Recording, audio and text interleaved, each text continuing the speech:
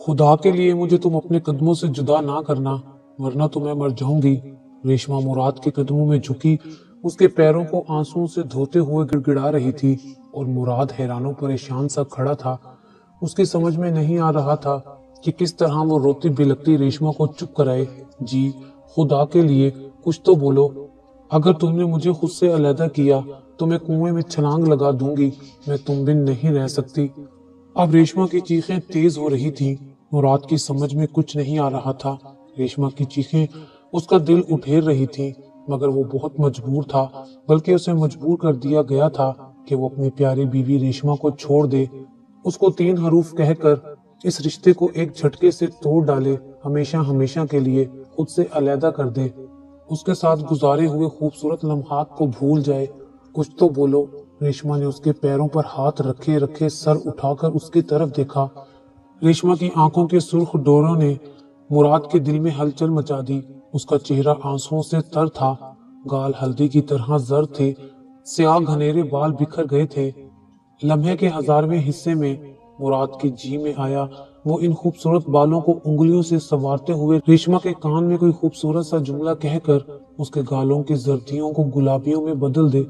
मगर फिर अचानक उसे पंचायत का फैसला याद आ गया।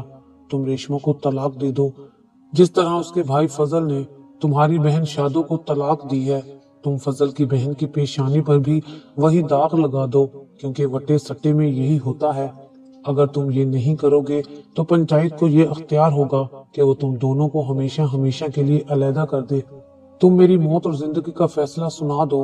मैं लम्हे लम्हे की मौत मर रही हूँ। एक ही मर्तबा मेरा गला घोंट दो। रेशमा ने मुराद के घुटने से सर रगड़ते हुए कहा। सुनो रेशमा। मुराद की लब कप कपाए। उसने झुककर रेशमा को दोनों बाजुओं से थाम कर अपने मुकाबिल खड़ा किया। वो सिसकी, तुम तो मुझे रेशम कहते थे। इतनी जल्दी वो जुमला भी मुकम्मल ना कर पाई और दोनों हाथों से चेहरा छुपाकर रो दी। तुम ये देखो फजल ने क्या किया है। हमारे खानदान में कभी ऐसा नहीं हुआ। बरसों से वटे सट्टे की रस्म चली आ रही है, मगर आज तक तलाक नहीं हुई, और तुम्हारे भाई ने शादों को तलाक दे दी है। आखिर क्यों? मुराद की समझ में नहीं आ रहा था कि क्या कहे। उसके जुर्म की सजा मुझे क्यों दे रहे हो? वो मिनमिनाई। तुम्हारे भाई ने कौन से जुर्म की सजा शादों को दी है? तुम खुद पूछ लो उससे, मुझे क्या खबर। रेशमा ने मासूमियत से कहा। पंचायत ने पूछा था उससे, मगर वो कुछ बोला ही नहीं। मुराद मुठियां भींच कर बोला, जी, फिर मेरा क्या कसूर है? रेशमा के गालों पर आंसू तवातर से बह रहे थे। तुम भुगतो। मुराद एकदम सख्त बन गया। जी, तुम पढ़े लिखे हो। रेशमा ने याद दिलाया कि तालीम तो आगाही देती है, शऊर देती है। तालीम हासिल करके इंसान अपनी रस्मों रिवाजों से चश्म पोशी नहीं कर सकता। मैंने यही रहना है। अपने रिवाजों को मैं कैसे भूल जाऊं? हम कहीं और चले जाते हैं। रेशमा ने राह दिखाई। नहीं, मैं तुम्हें कहीं नहीं ले जा सकता। मैं तुम्हारी बीवी हूँ। कोई तुम मुझे भगाकर तो नहीं ले जा रहे ना? रेशमा ने उसे झिंझोर डाला। कुछ भी हो, फिर रेशमा का गला अपने हाथों से घोंट दो। मेरे जिस्म को तुमने छुआ है, इसके बाद कोई मर्द नहीं छू सकेगा। इस दिल पर तुम्हारा नाम लिखा है, उसे मैं नहीं खुरच सकती। घोंट दो मेरा गला, मगर तलाक का शूला मेरी तरफ ना फेंकना। मैं राख हो जाऊंगी। मेरी आरज़ू यही रही है कि तुम मुझे कब्र में उतार दो। तुम घोंट दो मेरा गला। रेशमा उसके सीने पर मुक्के मारते हुए बोली और फिर रोते रोते मुराद के बाजुओं में झूल गई। मुराद बिल्कुल भी ना घबराया। उसे पता था कि जो औरत अपने मर्द को पूजा की हद तक चाहती हो, वो कभी शोहर से जुदाई का तस्वुर भी नहीं कर सकती। जुदाई से ज्यादा वो मौत को तरजीह देती है। मुराद ने उसे पलंग पर लिटाया और फिर उसके कदमों पर झुक गया। रेशम, मेरी जान, मेरी रूह, मैं तुझे छोड़ने का तस्वुर नहीं कर सकता। ये भी कभी नहीं कर सकता। तुझसे जुदाई में कभी भी गवारा नहीं कर सकता। उम्र भर की जुदाई कभी नहीं।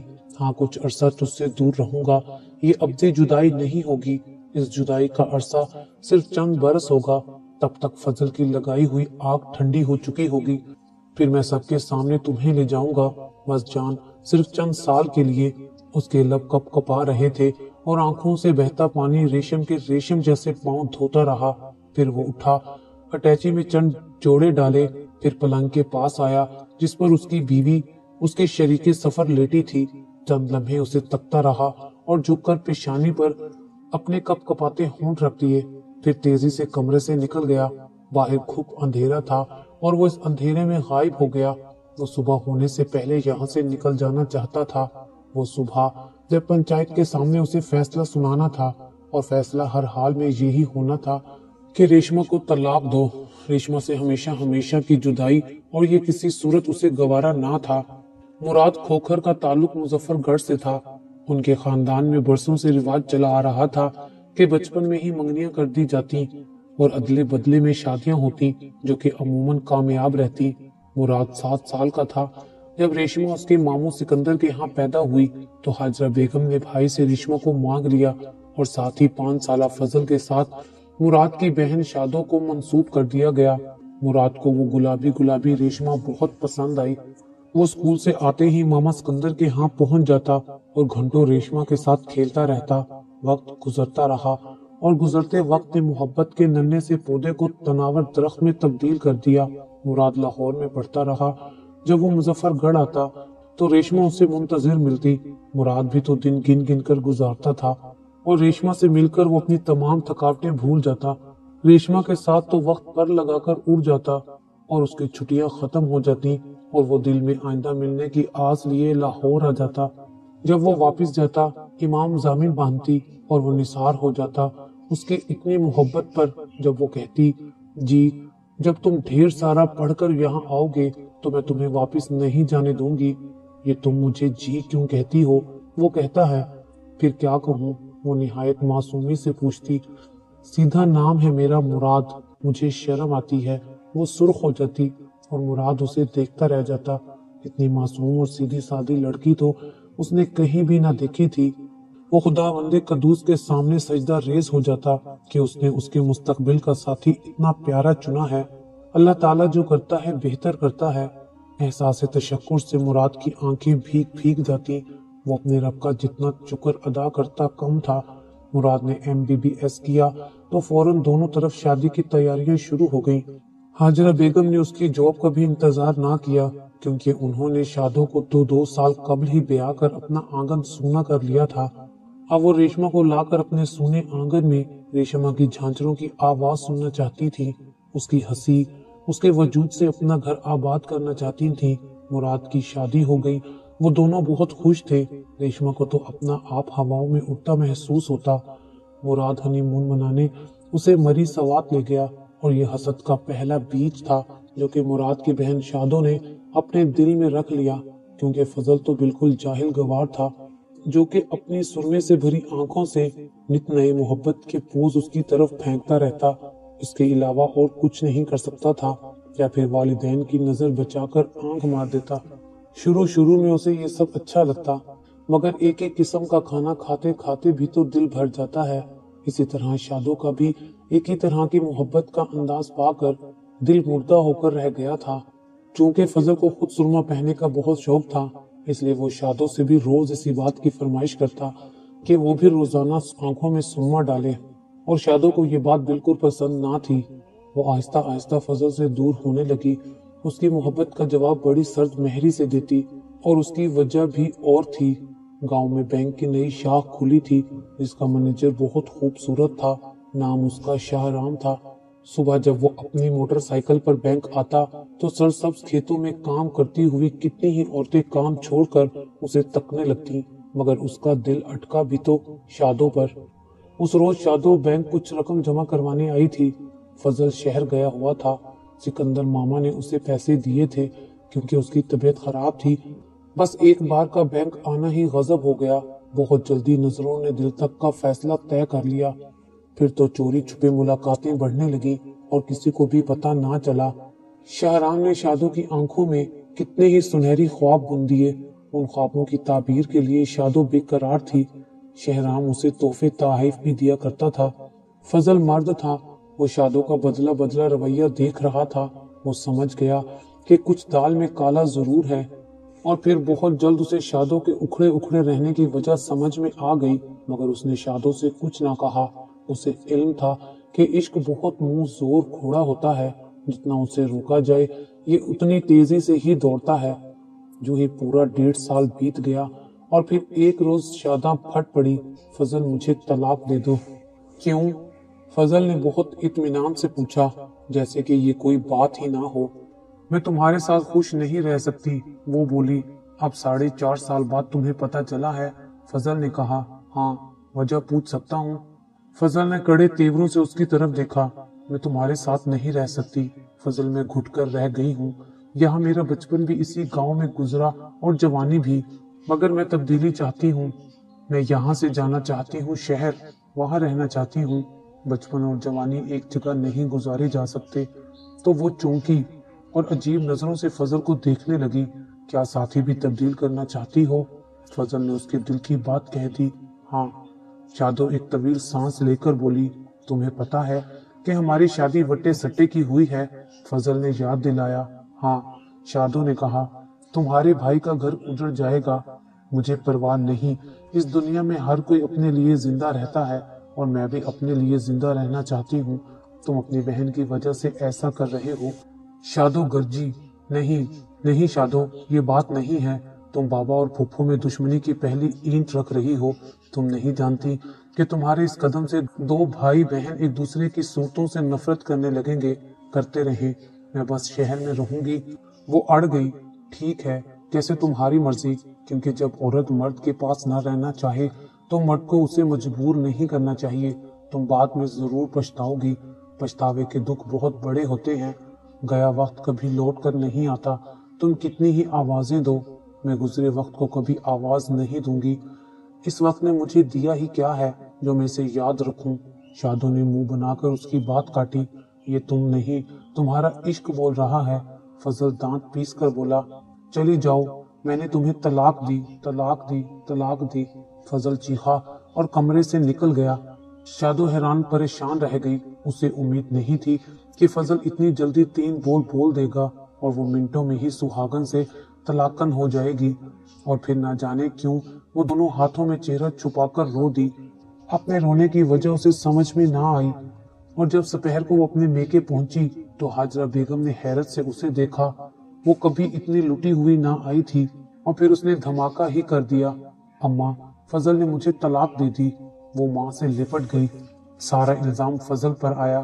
مراد بھی گھر آیا ہوا تھا۔ وہ سروس لاہور میں کرتا تھا، مگر ہر 15 روز بعد 1-2 روز کے لیے آ جایا کرتا تھا۔ ریشما کے بغیر وہ رہ نہیں سکتا تھا، حالانکہ وہ چاہتا تھا کہ ریشما اس کے ساتھ رہے، مگر وہ اپنی پھوپھی کو اکیلا چھوڑ کر نہیں جا سکتی تھی۔ اور مراد شوخی سے پوچھتا، شادی تمہاری میرے ساتھ ہوئی ہے یا اماں سے؟ تو وہ شرما کر کہتی، اگر پھوپھی اماں نہ ہوتی تو تم کہاں سے آتے؟ مجھ پر پہلا حق ان کا ہے، پھر تمہارا۔ تو مراد اس پر نثار ہو جاتا۔ اب بہن جو طلاق کا ٹیکا ماتھے پر سجا کر آئی تھی تو مراد کا دل اجڑ کر رہ گیا۔ ریشما کا دل خزاں رسیدہ پتے کی طرح کانپ کر رہ گیا۔ اس کی چھٹی حص اسے باخبر کر رہی تھی آنے والے وقت سے، جو کہ اس کی ازواجی زندگی میں انگارے بھرنے کے لیے آنے والا تھا۔ اسے پتا تھا کہ اب کیا ہونے والا ہے۔ شام کو پنچایت بیٹھی اور فیصلہ یہ سنایا کہ مراد بھی فضل کی بہن کو طلاق دے کر حساب برابر کر دے۔ اور جب لٹا لٹا سا مراد عشاء کے بعد گھر آیا تو ریشما تو پہلے ہی رو رہی تھی۔ اس نے مراد کے قدموں میں سر رکھ دیا کہ وہ اسے خود سے جدا نہ کرے، اور مراد ایسا نکلا کہ اسے بے ہوش چھوڑ کر گھر سے چلا گیا۔ صبح جب حاجرہ بیگم اس کے کمرے میں آئی تو وہ گھٹنوں میں سر دیے بیٹھی تھی۔ اس کی تو آنکھوں کے آنسو تک خشک ہو گئے تھے۔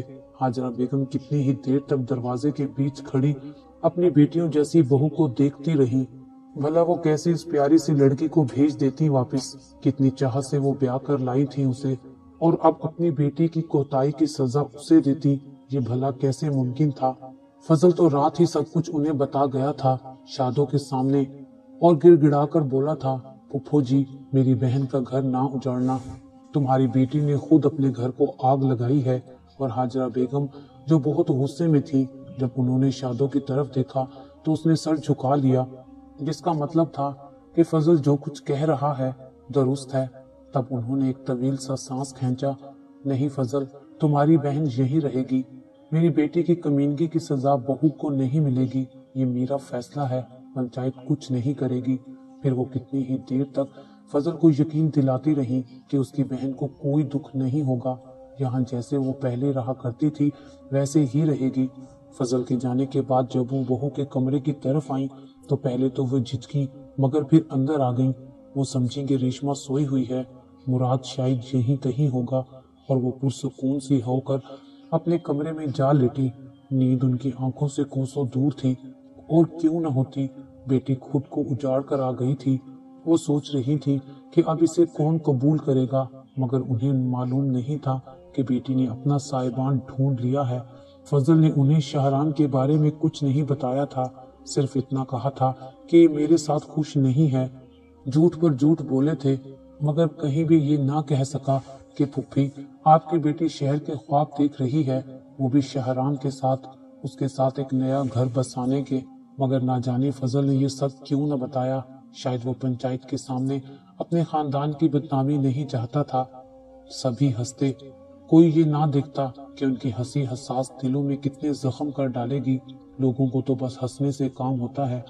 हाजरा बेगम दरवाजे के बीचों बीच खड़ी बहू को देखी जा रही थी। फिर रेशमा बैठे बैठे एकदम उठी और उनके कदमों से लिपट गई। फुफ्फी अम्मा, मैं इस घर से कहीं नहीं जाऊंगी। खुदा के लिए फुफ्फी अम्मा, मुझे खुद से मुराद से जुदा ना करे, वरना मैं मर जाऊंगी। वो गिड़गिड़ा रही थी। तुम यहीं रहोगी मेरे पास। उन्होंने झुककर रेशमा को उठाया और सीने से लिपटा लिया। तुम कहीं नहीं जाओगी। बहुएं वापस भेजने के लिए तो नहीं लाई जाती। हाजरा बेगम रेशमा की पीठ पर हाथ फेरते हुए बोली थी, और रेशमा ने पुरसुकून होकर एक तवील सांस ली। अब उसे कोई डर ना था। फिर उसे मुराद का ख्याल आया। फुफ्फी अम्मा, वो यही कहीं होगा। उन्होंने निहायत इत्मीनान से कहा, तुम पुरसुकून रहो, परेशान मत होना। अच्छा। हाजरा बेगम ने उसके गाल चूमे और चली गई। सुबह से दोपहर हुई और फिर शाम के कंधों पर भी रात झुकने लगी, मगर मुराद ना आया। रेशमा ने उसकी अटैची देखी, वो गायब थी, और गुजरता हुआ एक एक पल उसे बता गया कि उसका शोहर चला गया है, उसकी जिंदगी का साथी उसे छोड़ गया है। वो मुंतजिर ही रही और वो ऐसा गया कि लौटकर ना आया। वक्त गुजरता रहा, अपने सामने आती हर चीज को रोंदता हुआ। शादो हमेशा हमेशा के लिए शहरान के साथ चली गई। हाजरा बेगम ने उससे कह दिया था कि वो लौटकर यहाँ ना आए। आज से वो उनके लिए मर चुकी है, और फिर वो वाकई लौटकर ना आई। पूरे 11 बरस बीत गए। रेशमा ने कभी अपने घर की दहलीज पार ना की। क्या खबर कभी मुराद लौट आए, वो सोचती, मगर वो तो ऐसा गया कि जैसे अपनी रेशम को जानता ही ना था। इस अरसे में फजल ने कहां कहां न अपनी बहन के सुहाग को तलाश किया, मगर वो ना मिला। फजल थक हार कर बैठ गया। वो सोचता, रेशमा औरत है, शादो भी तो औरत है। रेशमा भी इसी जमीन की है, शादो भी यहीं की थी, फिर दोनों में इस कदर फर्क क्यों है? उफ, शादो, तुमने कितने लोगों को दुखी किया। अल्लाह करे तुम भी सुखी ना रहो, हमेशा तड़पते रहो।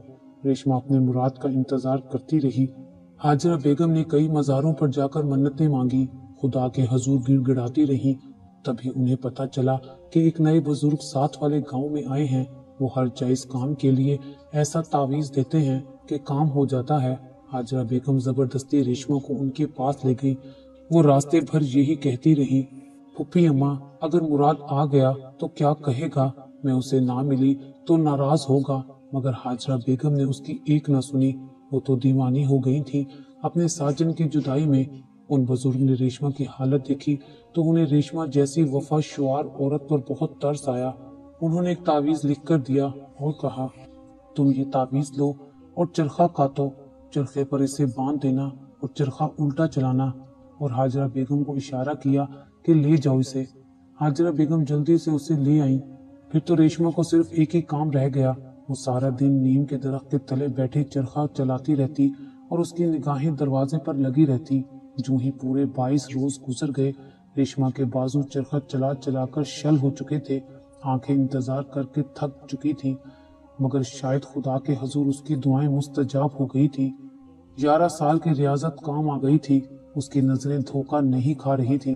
बेशक आंगन में दाखिल होने वाला मुराद ही था, पहले से कितना बदल गया था। गुजरते वक्त ने उस पर भी अपने निशान छोड़े थे। कनपट्टियों के बाल सफेद हो चुके थे, आंखों में वीरानियों ने डेरा डाल दिया था, चेहरे पर संजीदगी की छाप थी। रेशमा के हाथ चरखा चलाते चलाते रुक गए, आंखों में कंदीलें रोशन हो गई। मगर ये कंदीलें एक ही दम बुझ गईं। तमाम खुशियां खाकस्तर हो गईं। आरजुओं के फूल झरझर जलने लगे, दिल में अलाव सुलगने लगा और रेशमा की आंखों से चिंगारियां निकलने लगी। वो तेजी से उकाब की मानिंद आगे बढ़ी और मुराद को गिरेबान से पकड़ लिया। ये उसने बिछड़े शोहर का स्वागत किया था। मुराद, मैंने तुम्हारी याद में एक एक लम्हा गुजारा है, तुम्हारे लिए इतने आंसू बहाए कि आंखें खुश्क हो गईं। उन आंसुओं का खिराज तुमने इस तरह दिया कि तुमने शादी कर ली और अपने बेटे के साथ मजीद जख्म लगाए आ गए। मेरा सीना तो पहले ही जख्मों से भरा पड़ा है, अब इसमें और जख्मों की गुंजाइश नहीं है। वो मचली जा रही थी। रेशम, मेरी बात तो सुनो। मुराद ने अपना गिरेबान छुड़ाना चाहा। मैं कुछ नहीं सुनूंगी। चले जाओ मुराद, चले जाओ। तुमने मेरा मान तोड़ा है, मेरे साथ तुमने धोखा किया है, मैं तुम्हें माफ नहीं कर सकती। तुम चले जाओ। रेशमा ने मुराद का गिरेबान छोड़ा और अपने कमरे में भागी। मुराद भी पीछे लपका, मगर तब तक उसने अंदर से दरवाजा बंद कर लिया था। शोर सुनकर हाजरा बेगम और मोहल्ले के दूसरे लोग भी जमा हो गए। हाजरा बेगम जहां बेटे को देखकर खुश हुई, वहीं उसके साथ 4-5 साल के बच्चे को देखकर उन्हें बहुत दुख हुआ। वो सोचने लगी, कहीं औरत ही है जो एक मर्द के नाम पर अपनी पूरी जिंदगी तमाम कर देती है, और मर्द हर कदम पर नया साथी तलाश करना चाहता है। अम्मा आप रेशमा को समझाएं, ये मेरा बेटा नहीं है, ये तो मेरे दोस्त अख्तर का बेटा है। इसे उसने अच्छी तरबियत की गर्ज से पाकिस्तान भेजा है, अपने वालिदैन के पास। हालांकि मैंने सोचा भी कि पहले इसे रावलपिंडी छोड़ आऊं, मगर मेरा दिल इतना बेकरार था कि जी चाहा फौरन रेशमा के पास पहुंचूं। अगर वो बेकरार रही है तो मैं भी कम नहीं तड़पा। अम्मा उसे समझाओ। मुराद अपनी माँ के सामने रोए जा रहा था। मुझे उम्मीद थी कि मेरा खून इतना बेवफा नहीं हो सकता। हाजरा बेगम ने बेटे की पेशानी चूम ली। फिर उन्होंने कितना ही दरवाजा खटखटाया, मगर रेशमा ने कुंडी ना खोली। अंदर से कोई भी आवाज नहीं आ रही थी। आखिर मुराद और फजल ने दरवाजा तोड़ दिया। मुराद तड़प कर अंदर दाखिल हुआ, मगर अब तो वहां कुछ भी ना था। रेशमा पलंग पर आड़ी तिरछी पड़ी थी, बेहिस्सो हरकत। जिंदगी की कोई भी रमक उसमें ना थी। उसकी आंखें खुली हुई थी, जिन्हें मुराद खोकर ने लरसते हाथों से बंद कर दिया। आज उन आंखों का इंतजार खत्म हो गया था। उसे जब तक ये उम्मीद थी कि मुराद उसका है, वो मुंतजिर रही थी। जी, मेरी आरजू है कि तुम मुझे कब्र में उतार दो। मुराद के जहन में उस रात का जुमला गूंज गया जब वो गिड़गिड़ाकर उससे इल्तिजाएं कर रही थी, तड़प रही थी। तुम्हारी ये आरजू पूरी हो गई है रेशम। काश तुम दिल में मेरी तरफ से शक लेकर इस दुनिया से ना जाती। मेरी जान, तुम मुझे मुजरिम ना होते हुए भी मुजरिम कर गई हो। मैंने तो तुम्हारे बाद किसी और औरत को खुद पर हराम जाना है। मैंने बहुत चाहा लौट आऊं, मगर मैं अपने हाँ के रस्म रिवाज से वाकिफ था। मुझे शक था कि उन्होंने जबरदस्ती तुम्हारी शादी कर दी होगी, मगर मुझे क्या मालूम था कि तुम हर रोज आशियाओं के दीप जलाती रही हो और वो नाउम्मीदी के झोंकों से बुझते रहे हैं। मुराद उसके चेहरे पर झुका बोले जा रहा था और आंसू लड़ियों की मानित रेशमा के मुर्दा चेहरे पर गिर रहे थे। आज रेशमा को मरे काफी बरस गुजर चुके हैं। मुराद बूढ़ा हो चुका है। उसने मुजफ्फरगढ़ में ही अपना क्लिनिक खोला हुआ है। रोज सुबह शाम वो रेशमा की कब्र पर जाता है, शाम को दिया जलाता है और शायद इसी तरह अपनी बेवफाई का सबूत देना चाहता है उसे। वो जो खुद मरकर हर गम और इंतजार से आजाद हो गई और उसे इंतजार की सलीब पर लटकाती, बस उसे इस वक्त का इंतजार है जब वो अगले जहां अपनी रेशम से मिलेगा। ये जुदाई वो आर्जी समझता है, अब्दी मिलन का वो मुंतजिर है। ना जाने कब उस मिलन का वक्त आएगा। बाज मर्तबा मुराद का जी चाहता है वो चीख चीख कर कहे, खुदारा बटे सट्टे की शादियों को खत्म कर दो। ये कई घर उजाड़ती हैं, कितने दिलों को जख्मी करके नासूर में तब्दील कर देती हैं। कई वफाशुआर बीवियां इंतजार की सलीब पर लटकती रहती हैं, न मर सकती हैं और न जी सकती हैं। खुदारा इस सौदेबाजी को खत्म कर दो। मगर ये चीखें उसके अंदर ही घुट जाती हैं। कभी भी इन अल्फाज को जुबान नहीं मिलती। वो मुंतजिर है कि कोई और पहल करे, मगर कौन करेगा? इन खोखली रवायात को कौन तोड़ेगा? कौन है जो आगे बढ़े? वो मुंतजिर है और मुंतजिर ही रहेगा।